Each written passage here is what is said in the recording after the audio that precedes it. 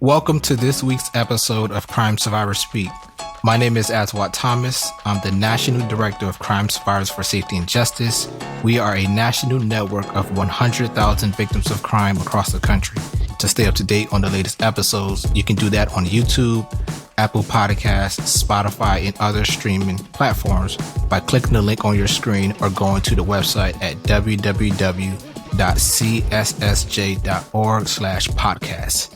I'm so excited about today's conversation. We're joined by someone who loved the great state of Texas. In fact, someone who has extensive experience as an organizer across the country. He's also served as the National Training Director for Crime Survivors for Safety and Justice. Prior to joining CSSJ, Jonathon was an advocate for teachers and educational equity in Louisiana, where he coached and provided strategies for teachers and former teachers to change education policies locally and statewide. Jonathon has also worked as a progressive policy advocate in Washington, D.C., and was the Deputy Youth Vote Director with the Obama campaign in Ohio. So we got a lot to cover with Jonathon about his organizing and his advocacy experience. So thank you so much for being with us today, Jonathon. Thank you. Thank you for having me. Cool. So let's dive into it. So Jonathon, to begin, tell us about what inspired you to pursue a career in organizing and advocacy. Yeah, great question. So I started in my collegiate year. I remember going to Sam Houston State University, where I became a member of NAACP. And honestly, I didn't know what I was getting into. I remember just seeing a bunch of people around campus wearing these NAACP t-shirts. And I said, man, I want to be a part of that, which led me to join one Thursday afternoon. And from there, that was a part of my advocacy organizing efforts that started. And interesting enough, that was around the same time that the election was happening in 2008. And so there was a lot of organizing taking place on campus through NAACP. Little did I know that that would be the time I would get super involved by joining on the state level, joining on a national level, and a regional level. And that just took off my career in organizing in issue campaigns. And so I remember just becoming a youth state president. I was an officer on my college campus as the financial secretary. I remember being the treasurer. And then I was this youth state president, right, for our youth and college division in Texas. And then being hired on for the national office in Baltimore, which led me to move to the East Coast. And so right after undergrad, I started doing just issue-based campaigns through NAACP. But not only that, even in Texas, through NAACP, we did a lot of issue-based campaigns, like one, textbooks. We had a moment where the state of Texas was planning to eliminate certain history out of textbooks, which is coming full circle now, where they're talking about that once again. In addition to that, we were doing voting, midterm elections, making sure people turned out to vote, getting pledges as well for people to vote. And so that jump-started my career in organizing, doing advocacy, and that led my heart and saw the impact that it had on community, that it had on my community, and people who just wanted to be connected, right? Who wanted more information. So from there was a journey of just always doing advocacy, doing issue-based campaigns, and then electoral campaigns. So that was my jumpstart. Just amazing, a great experience, coming out of grad school, doing issue education campaigns, organizing electoral advocacy and working on those campaigns. And also you mentioned your work at the NAACP. How did you find out about Crime Survivors for Safety and Justice? Yeah, interesting story. So interesting. It's come full circle. So I'm hired on to work for NAACP in Baltimore, Maryland. So I moved to the East Coast 2 months after graduating from undergrad. And I remember just walking around the office, just meeting people for the first time, and particularly our criminal justice director, which was Robert Rooks. And so I just remember just always trying to see what Robert was doing, because my undergrad major was criminal justice. And so meeting Robert, we worked on some campaigns together, particularly our Troy Davis campaign, and that led us to draw closer and work together. Eventually, I kept trying to get into Robert's team, and Robert ended up leaving and moving to California for greater opportunity. And so 8 years later, Robert and I connected back at NAACP National Convention in Baltimore, and they had a former staff reception.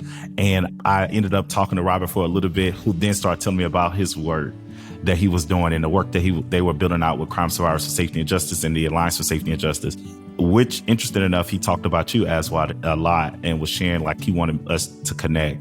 And that was the starting point of our connection. And one day Robert called and was like, hey, I want to offer you the job.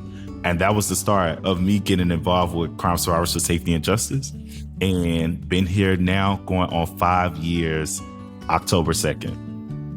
Thank you for just trusting us as an organization to join the team, and just like that common thread with Robert Brooks. For those of you who don't know Robert Brooks, so Robert Brooks is the co-founder of Crime Survivors for Safety and Justice, also the co-founder of the Alliance for Safety and Justice. And just like Jonathon, I got my introduction to the organization through Robert Brooks as well. Jonathon, I remember the conversations that you and I had before you were part of the organization, and I remember talking with you about the work. And a question that people ask me, how did I get into the work? And I often share my experience as a survivor. And I remember asking you that question: have you ever been a survivor? Have you ever been a victim of a crime? And I think you shared that you haven't thought about that as much, or you may have shared that, maybe I'm not a survivor. But I remember, I think it was probably a few days after you came to that realization that you was a survivor. Can you talk about your experience as a survivor? Yeah, interesting enough that you asked me that. So you and Robert both asked me that question. I remember just saying, no, I'm not a survivor. When I think about survivors, I thought about SVU, right? Of like watching Law and Order. And so I remember you shared just a bunch of material with me via email. And I remember going through the information and reading us and thinking to myself, oh, I am a crime survivor, right? But in my community, that's not often what we call ourselves or how we identify. And I remember just thinking about every incident where I've been a victim of a crime. One starting with me and my best friend walking in our community and just 4 blocks from our house being robbed, right? Thinking that I was going to die and that this was my parents would find me 4 blocks from my house. Another incident where I was in a barbershop at an even younger age, me and my brother, and 2 guys were in there. They literally tried to rob the barber. But not only did they try to rob him, they literally shot the gun at him. And me sitting there having to be a 7-year-old trying to identify these individuals to the police, right? But even in those incidents, it never offered any type of services, never thought about me identifying as a crime victim. And so it was those incidents alone where I had experienced those things with the whole array of other crime victim experiences I had experienced in my community. And so those are 2 that just I remember telling you all about, like, I actually am a crime victim and never thought to connect the dots. And so those were those moments that connected me to this work, and that I share in my stories each day when I'm connecting with crime victims across the country. Thank you for sharing. At times, many of us come to that realization of being a survivor or even being impacted by trauma. So you joined Crime Survivors for Safety and Justice. Our membership have grown over the years. That's a testament to your leadership in this work as well. But for the first, year or 2 of you joining us, you've literally traveled the entire country with me, helping to train survivors, to connect with other members around this work. I'm curious to hear from you. What was that experience like for you of going from doing issue education work, equity education work, voter engagement, to now transitioning to organizing survivors? What was that experience like for you traveling the country and doing this type of organizing with survivors? What are some of the things that you've noticed from talking with survivors across the country? Yeah, let me just say, when we were traveling the country together, I had no idea what I was doing. I could honestly say I just knew that I was coming to learn. I was coming to fly around the country with you and learn as much as I can, right? And I totally appreciate that whole moment, me being able to follow you, listen to what you were doing, and soak it all up. And so I can say today, just seeing how we have built this out, you all's vision has been truly transformational for me. just thinking about that. And so traveling with you it was different. It was in the sense of me like, okay, I'm learning this, but I'm not sure what's going on. But not thinking about we're about to build something massive across the country.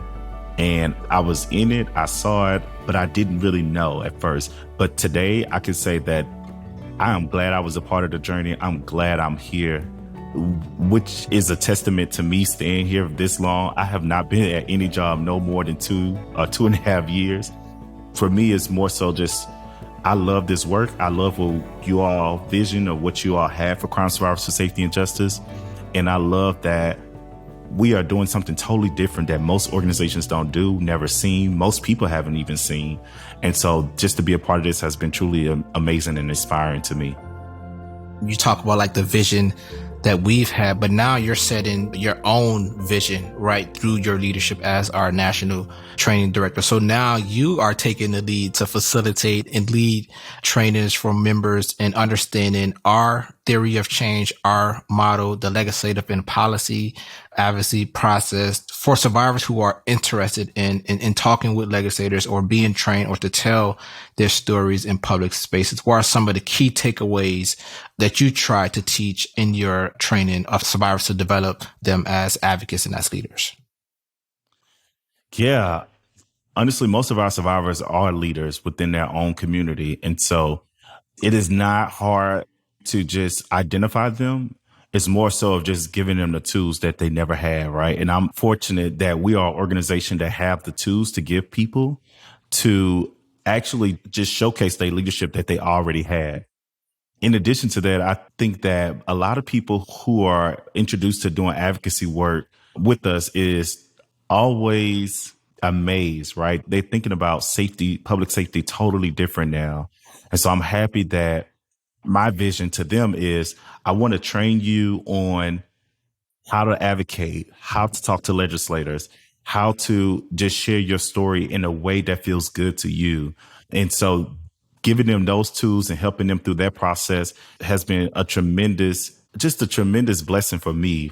Because oftentimes, as you know, you and I have often shared, like we hear people all the time say, I've never been to the state capitol, which is also can be mind blowing sometimes for me, but also just a humbling experience to know like I have made a change in somebody's life, a place that can be an hour away. They've never been. They've never been to a legislator office in the Capitol. They've never been to the state Capitol. They never see the other people that come there that advocate all the time. So it is a great feeling. I love it, which now has turned me to think about what is the vision of trainings? Like, how do we take people to the next step and the next level in this process? So once they've gone through our 3 trainings that we created, like, how do we go to the next level? You said something that is so important for the survivors that we are working with, and majority of them are in those communities that are most harmed by violence, are those same communities that are least supported by the justice system. And many of the survivors who you are training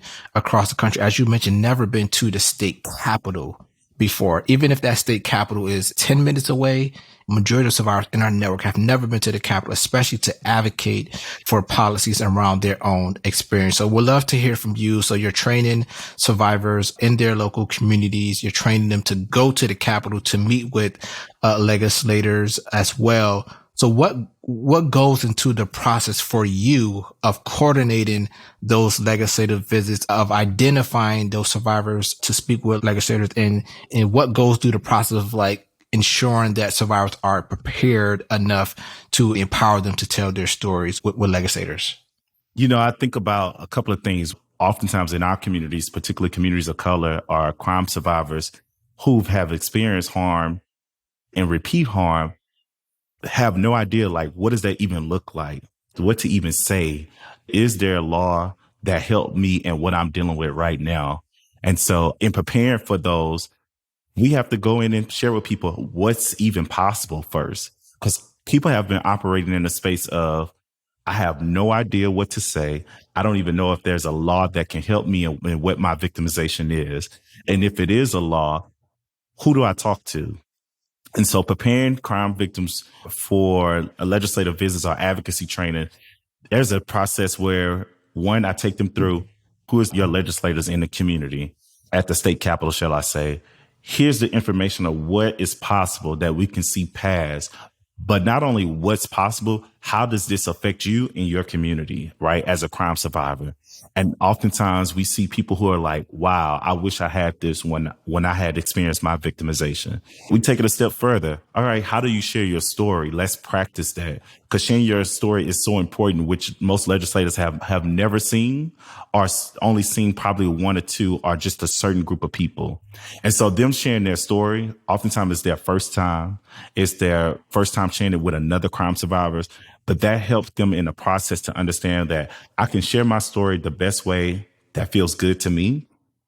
And I can share my story with someone who I know can change policy that helps me in my community. So folks are being trained in local communities, trained how to, one, knowing who their legislators are, right? And who are the people they're going to be meeting with, training them around sharing their story, as they walk into that legislator's office or that hearing. So for you in doing this training, like what in your mind is like the ideal outcome of these legislative visits, and what are the outcomes that you may want to avoid as well? Yeah, so the ideal outcomes that I want people to get is one, feeling safe, right? Feeling safe to share their story, feeling safe to go to the Capitol and making sure that legislator heard that person's story, but also what they're asking for. That is the biggest thing I push. Please share your story. But if you don't go in there without an ask, you're just meeting just to meet, right? And we want to see change in our communities. So that is my biggest outcome. My other outcome that I don't often say is that I want people to be comfortable to go back without us collectively as an organization. I want them to build their relationship on their own, right? But I also want them to go back and galvanize more and more crime survivors in their community to bring back to say, hey, we got people who would listen to us at the state capitol, our legislators who we vote in each election, and they can change the things that we need in order to make sure our communities are safer.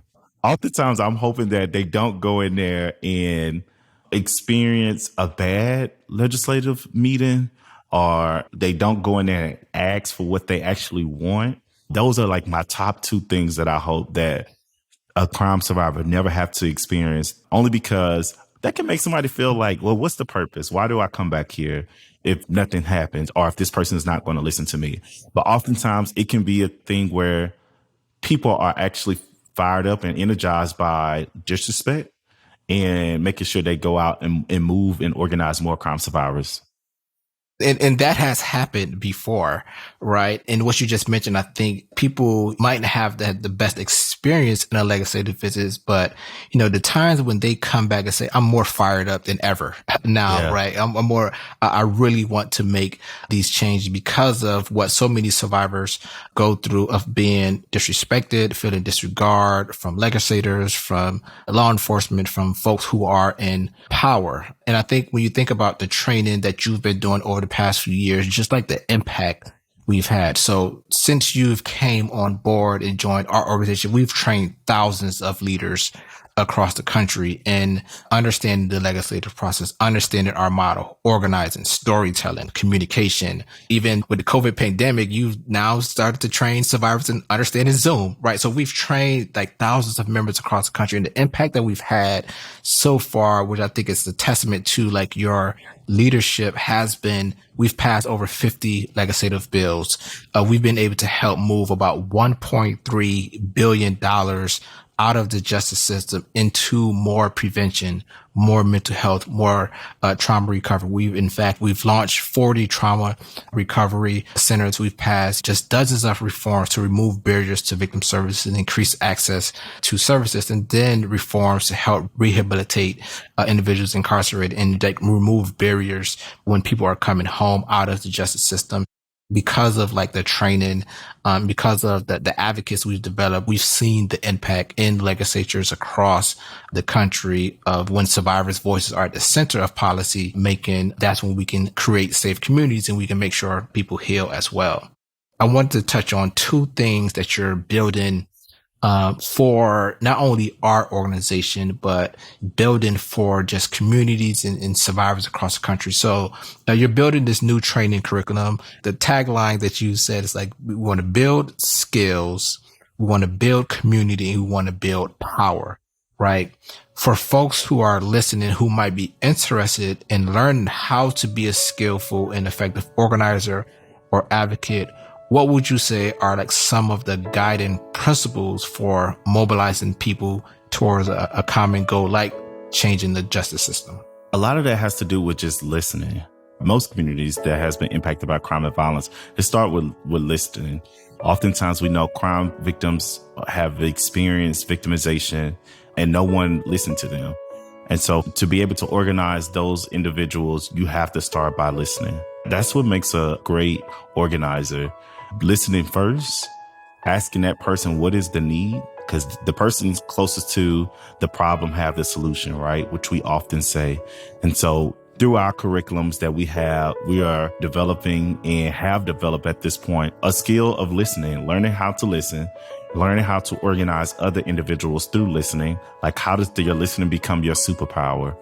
Not to become that person who does the work for that individual, but allowing those individuals or crime survivors, shall I say, to be the leaders, be their own leader. They have their own story that they want to share. They can organize other crime victims in their community. And so those are some of the skills and some of the power in building community that we say in our tagline of what we're moving towards. You know, my vision now is we have been training people for the past 4 years. Now let's move into what are other trainers that can help our members, even new members, existing members, that can take them to the next level in this work. So if I'm no longer here today or tomorrow, this is something that will forever stand with them and that they can continue to organize in their community.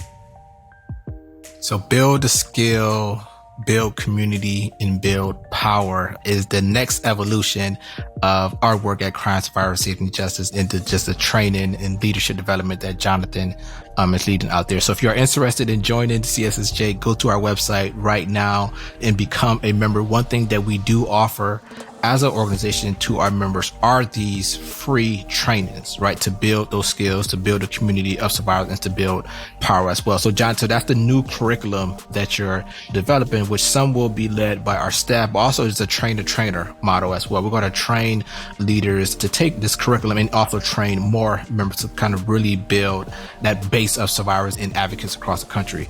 The second thing that you are also working on, like as our national training director, you work directly not only with our members, but you also work with our staff to help them become more effective advocates. And I know you're in the process of developing a new leadership academy training program to help build that new pipeline of leaders who can help win 60 priorities in our state. Can you talk a little bit about the leadership academy training and what are your goals for this leadership academy training? I'm glad you asked me that, because this is one thing I'm super excited about. And just to give background about what is the Leadership Academy and our thought process of what the Leadership Academy is, what it was intended for is, we know there's a number of leaders within chapters, our local chapters, who are contributing every day in different ways to make sure the chapter is flowing or functioning better.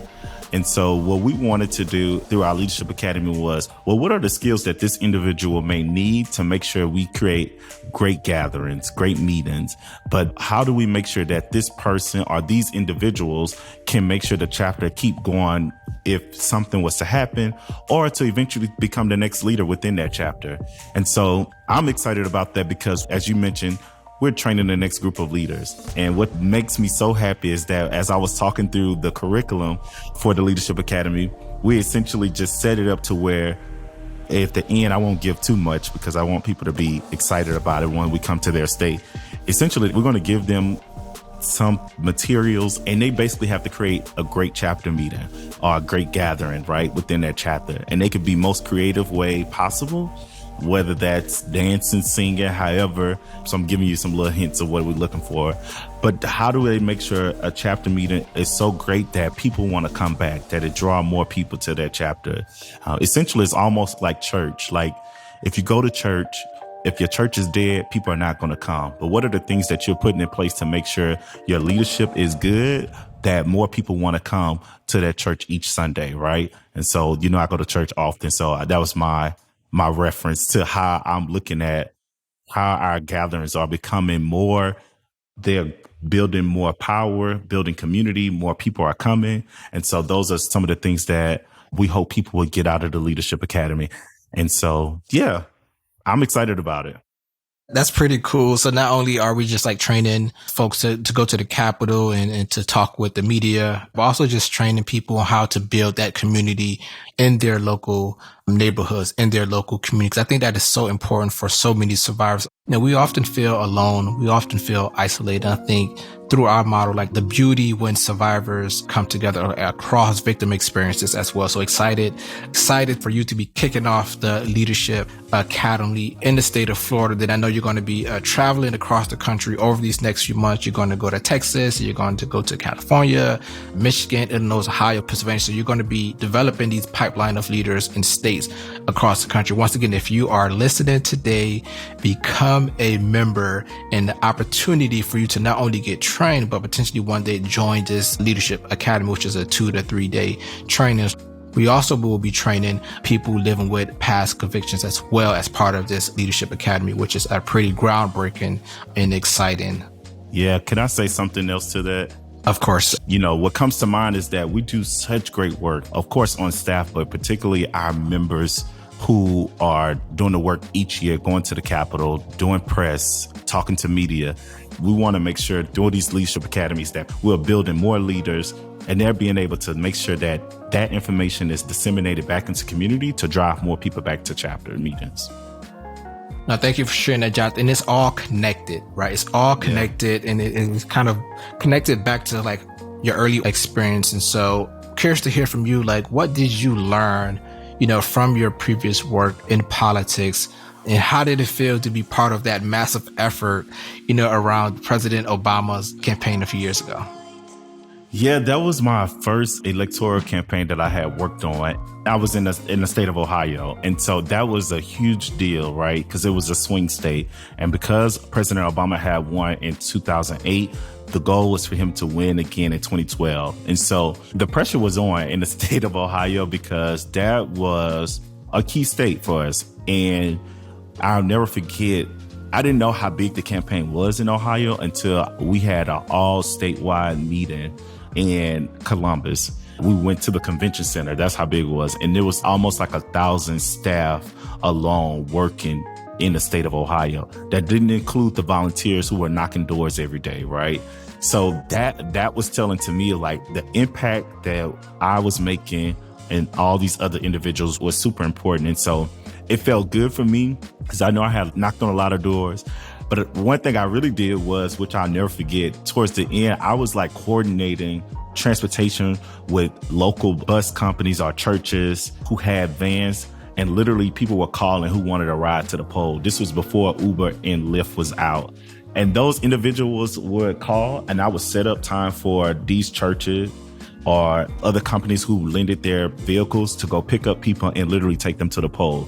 That was a huge impact because I went on a ride along with one and just listening to those individuals share why it was so important for them to get out and vote, why they had to go vote, and so happy that we had offered that service. That was forever lasting in my heart. And so to this day, I still have people in Ohio, particularly Cleveland, that I'm still connected to on Facebook, a lot of staff that didn't live in Ohio that I'm still connected to. So that was a lasting impact on my life that I'll never forget. And that's what it's about. It's about organizing and building leadership. If you are a survivor, if you want to join a community of survivors, you want to potentially go to these amazing trainings that we offer, join us right now. Go to the website at www.cssj.org to become a member, and you'll get information about upcoming training opportunities in your area, which could be in person, or we also offer training opportunities online as well. Jonathan, my last question for you before we close today's episode. You think about our chapters, right? There are survivors in that room around different victim experiences, right? There are organizations in that room that work on different issues. And so, how do you inspire large groups of people to work together? And how do you also break through any barriers that might show up? One thing that comes to mind is starting with one-on-one. We say this over and over. You've drilled this in a lot of our staff is just a part of organizing. One-on-one meetings changes things. One, because when you can have a one-on-one meeting with someone, you know their why, you know their self-interest, you understand why they're showing up for that work, and you can move and navigate around that person without causing tension. Versus when you don't have those individual conversations, you don't know why that person is there. You don't know what moves that person, what's their self-interest. And so you're just operating in a space of, I'm going to do what I'm going to do, and they should do what they want to do. When ultimately you both are trying to get to the same goal, you just haven't talked about how the two are organizations or individuals of those organizations should work together. And so I often say for large groups, it has to start with a sit down of what's our why? Why are you here? Why are you doing this work? Because then it humanizes the other person on both sides, right? You understand why they show up for this work every day and why they go so hard. So when they do something, you don't see it as a threat, you see it as passion. And oftentimes in our work, I often don't have to say much because the members in that room are going to just do it. I spend most of my time listening. We have members and leaders that show up in a way that oftentimes I don't have to say anything. And just experienced this in a training in Philadelphia. One individual came and she kept saying how she do this work every day, right? She do it every day. You know, who are we? Why are we doing this? And I remember just sitting there and just the members in the room shared their stories, right? We opened up and shared our stories, and it literally shifted her whole mood. And I remember when it shifted her whole mood, she stayed for the entire meeting versus leaving. And she said she wasn't going to be that long. She's like, I'm going to leave. I won't stay long, but we already do this. And literally, because everyone shared their story of why they was in that room, she stayed the whole meeting. She did most of the talking. And so it just starts with just people sharing their why they're there. And then that creates this group of people who work together because everyone know. I know I'm saying a lot, but hopefully that resonates for people who are listening and understand why one-on-one meetings is so important. And that could be in any realm of work. So even your coworkers, that makes a big difference in when you understand why people show up for the work that they do. One-on-ones, getting to know people, getting to know their why, and sharing stories to build that community amongst each other, which is so critical to all the work that we are doing. It's so critical to our daily lives as well. Jonathon, just want to thank you so much. Thank you for your leadership with CSSJ. Thank you for dedicating thousands of hours traveling this country, training survivors, and for your vision in helping to build out this new curriculum, training the leadership academy. And your vision, what you are doing is helping to build the next pipeline of leaders to win new safety for all. So thank you so much, Jonathon, for joining us today. Thank you. And once again, thank you so much to everyone for listening to today's episode. A reminder that, as Jonathon talked about, it's important to get involved in elections this year. We are running our Heal the Vote campaign. Go to our website, www.cssj.org/vote. Join the Heal the Vote campaign. Take the pledge. Mobilize other survivors in your community. Once again, if you want to become a member of Crime Survivors for Safety and Justice or our email list, visit our website at www.cssj.org to join a local chapter near you or our national network. You can tune into all podcast episodes on YouTube, Apple Podcasts, Spotify, and other streaming platforms. Remember, we are healing through action, and we know this every time, is that when survivors speak, change happens.